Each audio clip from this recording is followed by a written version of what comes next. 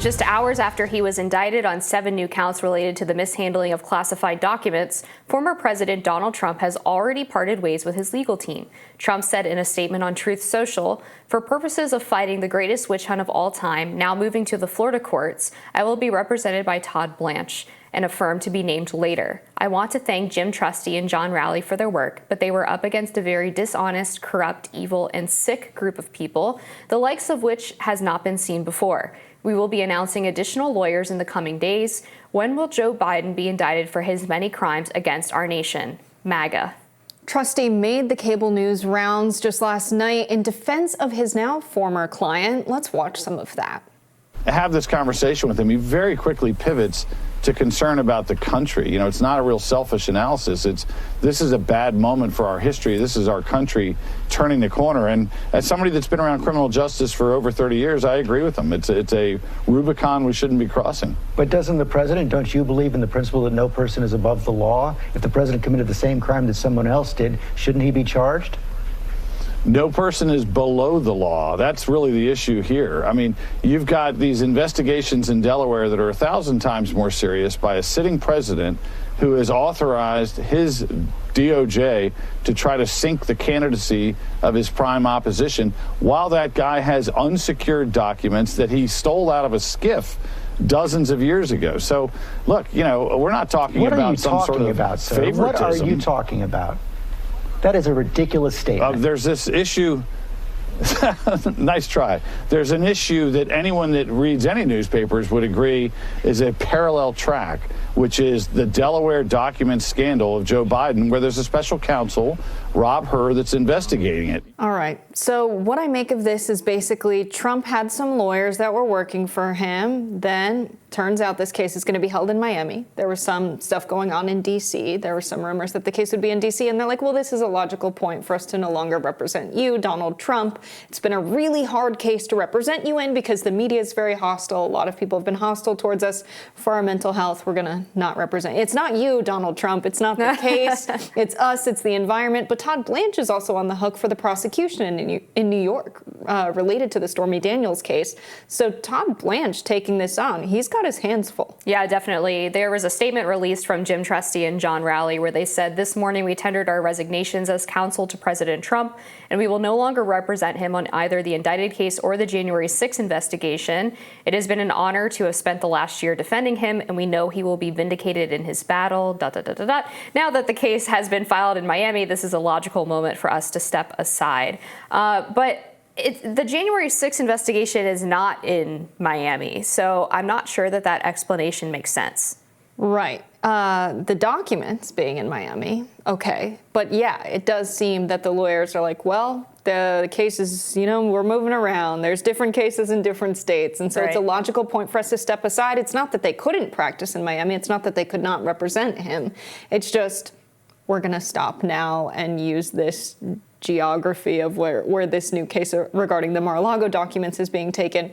We're just going to step aside, let someone else take over here. Yeah, it does seem that way. And Trusty was Trump's lawyer when the search warrant was first executed in Florida.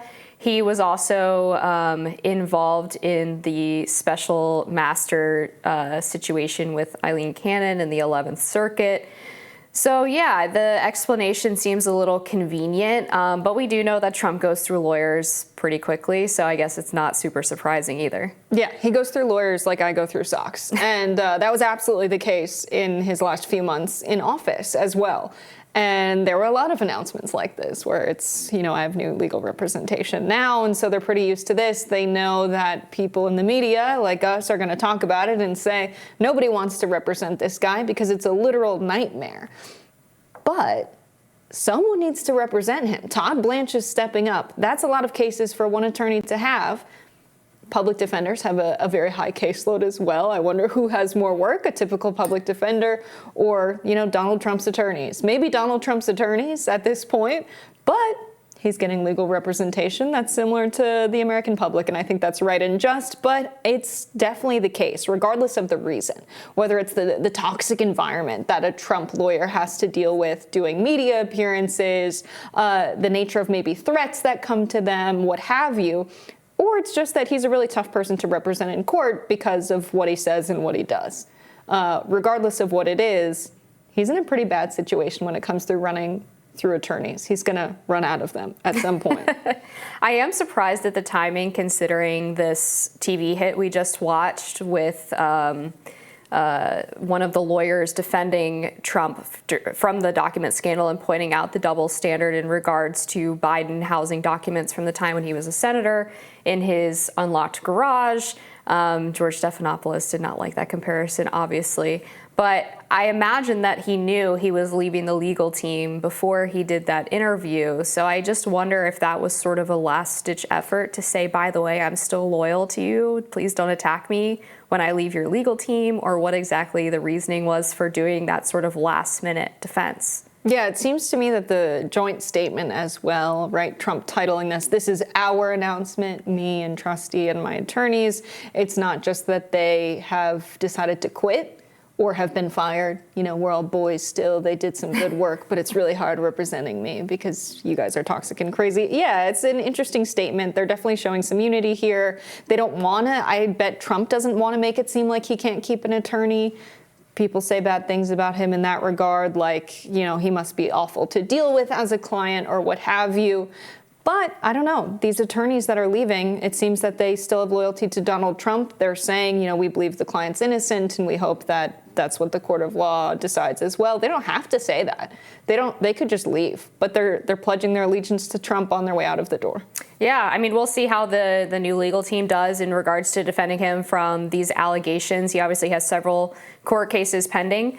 But it seems like he's been pretty fine so far, despite the high turnover, which is pretty unusual for legal cases like this. You typically want some kind of continuity in who's representing you, because they'll understand the ins and outs of the case more, understand how to work with the client, and be able to keep up with all of the various motions and updates in legal proceedings. But seems like, you know, Trump has been sort of immune to normalcy in a lot of ways. Yeah, there seems to be some indicator that the it's not you, it's me case, or it's not you, it's the environment case might not really be what's going on. And that's reporting from the Hill that this came weeks after another Trump attorney, Tim Parlatore, left the team, who was working on the Mar-a-Lago case, citing internal team dynamics. So that leads me to believe that this was a tumultuous situation for the attorneys involved, and that might be a reason why they've decided to leave. What's interesting about that situation, too, is that it wasn't even Trump that was apparently the problem. It was one of his aides, Boris Epstein, who I actually know. And I mean, he's an opinionated guy, so that wouldn't necessarily surprise me if he was butting heads with attorneys. He's a lawyer as well, so not super surprising there. I just think the whole personnel thing with Trump is a wider issue too, and it's one of the biggest complaints that conservatives had about the Trump administration was that he went through staff really quickly. He claimed to have the best people, and he didn't. He had a lot of people on staff who frankly didn't agree with his agenda, and in some cases actively tried to sabotage it.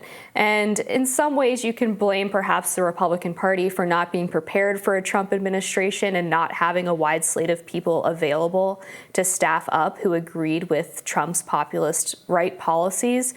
But Trump obviously deserves some of the blame, too, for not putting people in place who could properly vet the staff members that he was bringing on. And this high turnover on his legal team suggests that he does bear some criticism for that, or deserve criticism for that. Yeah, I think it's difficult to be an attorney for Donald Trump because you've got to represent him in a court of law and in the court of public opinion, and do these media appearances with Stephanopoulos and have these conversations about, well, what about Biden, the Delaware documents as well. And they really are doing political work on top of legal work, just interpreting the law, defending their client. They're also trying to weave in larger narratives. When they talk about the Delaware documents, they talk about the documents being transported through Chinatown, which makes it seem as though there's some kind of potential, like, foreign involvement in Biden's possession of these documents, really weaving in that China narrative that they often do with Hunter Biden. And so that's a tough job as an attorney. He has to find people who not only can represent him in court, but find people that can be well-spoken and do these media appearances. That's not an easy job. But it does seem to me that this character, Boris, was a factor because Parlatore directly said, and this is kind of drama, he said it had nothing to do with the case itself or the client. There are certain individuals that made defending the president much harder than it needed to be. So it does seem that his aides, who maybe are the number one folks communicating with the attorneys and being the intermediary between the former president and the attorneys, it seems to me that those folks are a reason that potentially Trump's legal team is dissolving. You raise an interesting point about the idea of defending Trump in the court of public opinion, because these cases are necessarily political, right? He's a former president. He is being indicted now by his likely 2024 opponents, DOJ. And there's all kinds of political questions wrapped up in that. And there's, as you said, this larger narrative about this being a political persecution as opposed to an indictment related to upholding the rule of law. So if you are a Trump attorney, then you are going to be dragged into politics. And certainly a lot of lawyers don't want to be involved with that. And I don't think there's anything wrong with that, one way or the other. If you want to be a lawyer who weighs in on the political ramifications of the indictment or the various cases, or if you're one who maybe doesn't like that so much.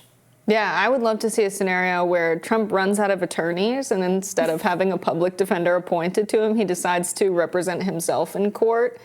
And I would very much like for all of this to be on television. Folks, we have the best defense. I'll be glued to court TV. All right, we've got more Rising for you after this.